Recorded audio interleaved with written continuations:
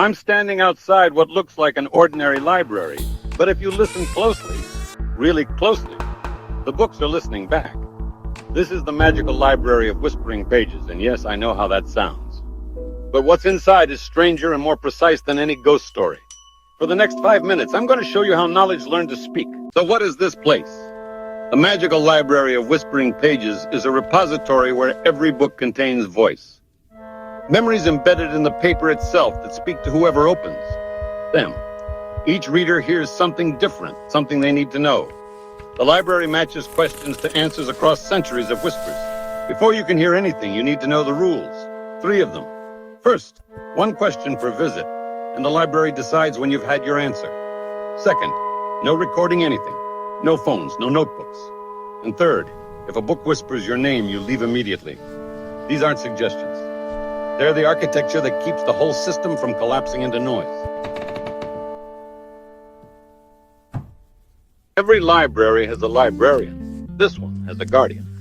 She protects readers from whispers they're not ready for, and protects whispers from readers who'd exploit them. I watched her redirect a researcher away from quantum mechanics toward a children's book about patience.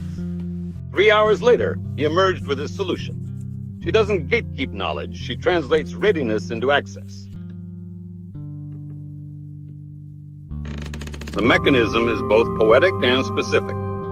When paper is made here, human memories spoken during pulping become suspended in the cellulose.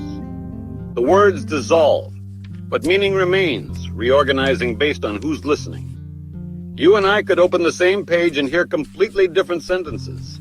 The whispers aren't playback, they're reconstruction. The library reads you as much as you read it. Now, there are 2 origin stories. The myth says a scholar trapped dying words in paper to cheat death. The plausible version says a 19th century bookbinder discovered that certain pulping temperatures preserved acoustic patterns. Choose whichever you believe. The library works either way. Knowledge that speaks directly to you doesn't leave when you close the book. Visitors report hearing echoes for days, whispers in quiet moments, truths that reshape how they see the world. You don't pay with money. You pay with certainty, with the comfortable narratives you walked in with. For some questions, that's too high a price. A first visit looks like this. You enter through the main door, which moves, don't ask how, and you're hit with overlapping whispers. Dozens of voices at once. The librarian teaches you to narrow focus, to ask your questions silently. Then you walk, following a pull you can't explain, until your hand reaches for a spine. You open it. Silence. Then one voice, speaking what you needed to hear. When the book closes itself, your answer is complete. There's a hidden system if you want deeper. The library maintains an index that doesn't physically exist. It's a pattern of whispers guiding you between books. And somewhere, there's a door that moves. Never in the same wall twice. Nobody knows what's behind it, because it only opens for questions the library itself wants answered. Here's what's real. Every archive whispers if you know how to listen. Marginalia in old textbooks, oral histories, notes in your grandmother's recipe cards, embedded knowledge speaking across time. The magical library just makes it explicit. We're surrounded by pages that want to tell us something. So try this. Find an old book with history. Open it slowly.